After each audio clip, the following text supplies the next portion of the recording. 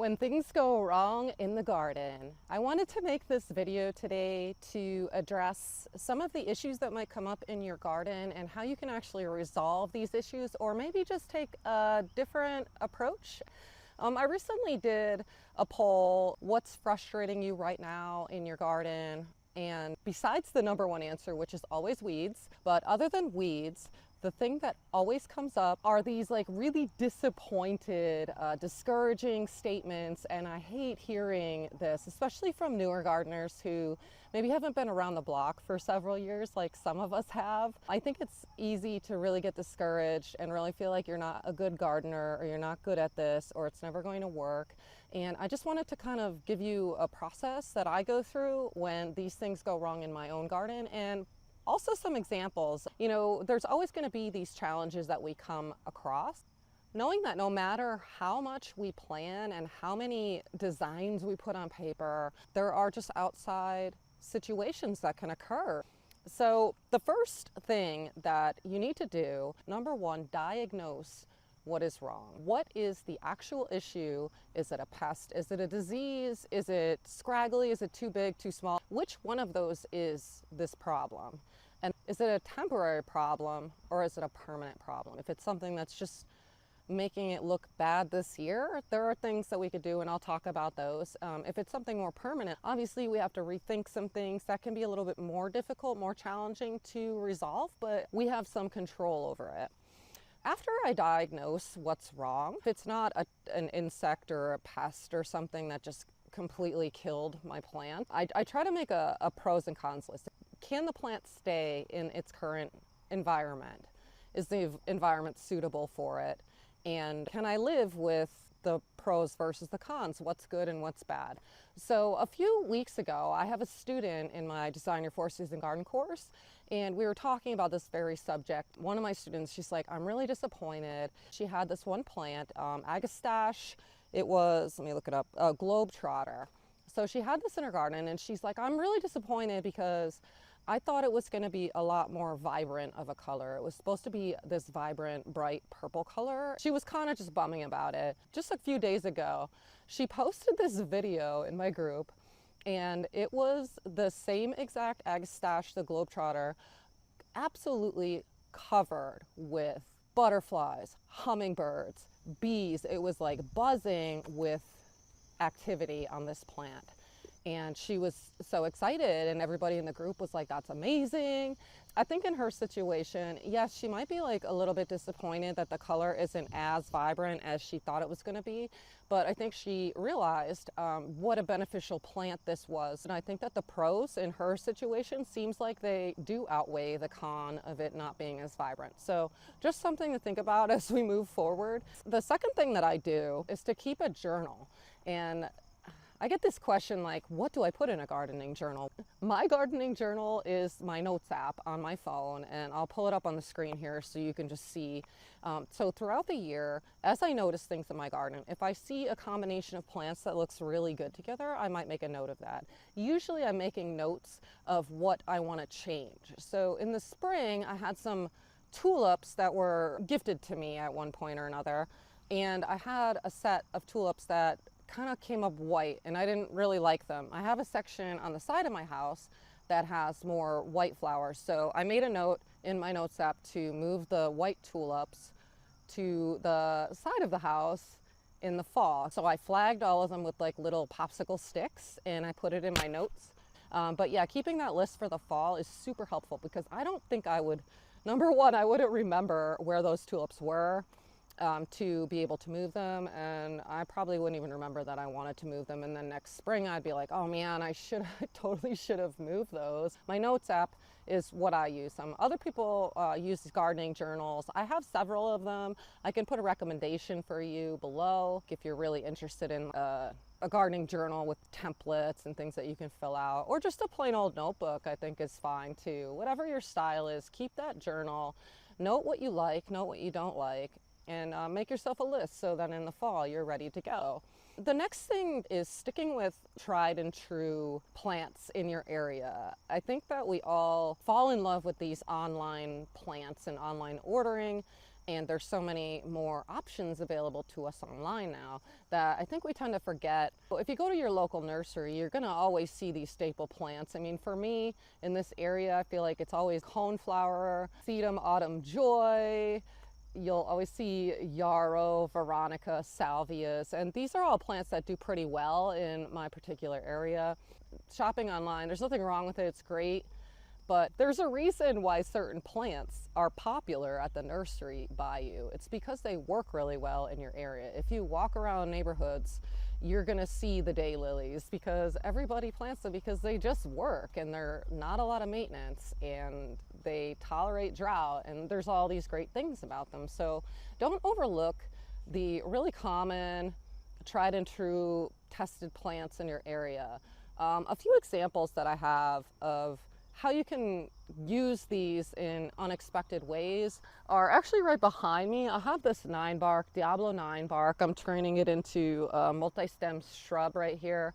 And this area was really dark, and I was like, I need something to like really amp this up. So I added this zinnia. It's Bernery's giant lime zinnia. I grew them from seed. I stuck one over here, and I just think it's the cutest little combination here of the really dark burgundy color with the pop of chartreuse.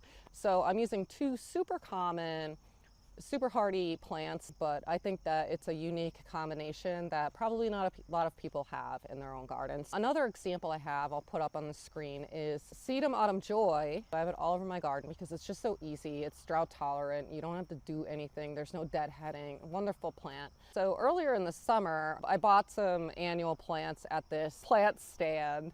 And one of them was called Gumfrina, and I had never planted Gumfrina before. It's an annual. It's these little pink, little tiny cotton ball things. It looked nice there all summer after it kind of recovered from transplanting in the middle of the summer heat. But as the sedum autumn joy started to pink up for the fall, it looks amazing. It's like the cutest combination. I really love it. And I really love how the sedum autumn joy is just such a staple. It's so easy, it's such a go-to. And then just adding this like little pops of that fun little polka dot of Gumfrina is really just making it such a magical and really cute combination. So sticking with the tried and true, but adding your own little twist to it is a really great way to get a unique garden out of regular plants that you know are gonna perform for you.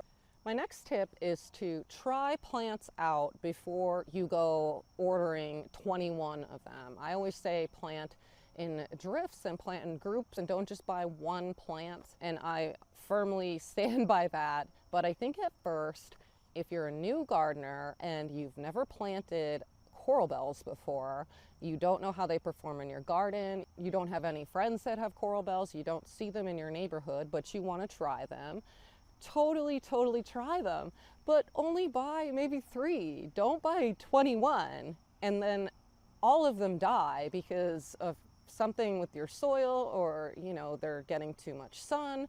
There's all these different scenarios that can happen, and it makes me really sad when somebody orders like this mass bulk planting of plants that they've never grown before and they don't really know or if they're going to survive in their area. They're ordering so many at the same time, and then all of them will die if your situation just isn't suited. So think about just purchasing a couple of this plant so that you can test it out, try it out for a little while before you commit to buying that big mass planting. And I know that sucks, and I know you have to wait when you do that, but I think you're better off. I found this yarrow called Apricot Delight, and it was just like the cutest little colorful little perennial. So I wanted to try it, so I bought one, and I was thinking to myself, I should have bought a lot of these. Why did I just buy one? I'm never gonna find Apricot Delight yarrow ever again, and I'm gonna be like stuck. But I just bought one because I had never grown it, and I've heard mixed things. By the way, this yarrow is amazing. It blooms for weeks and weeks and weeks in my front bed. I just have really lean soil in my front beds, lots of sun. That plant looked so wonderful all season last year. So of course I was on the hunt all spring looking for this yarrow Apricot Delight. Sure enough, I found it right away. I got more and I planted them. So yeah, I know it stinks to have to wait like that. My next tip, and what you could do in the meantime, is to use annuals to either test a different color combination or a different vignette you're trying to create. You can use the annuals to test if you like that first, or you can replace some of your failures with annuals as well. Or while you're waiting, you can fill in with the annuals. So annuals are great. And when I was a new gardener, I didn't plant annuals. I thought they were stupid. I didn't know.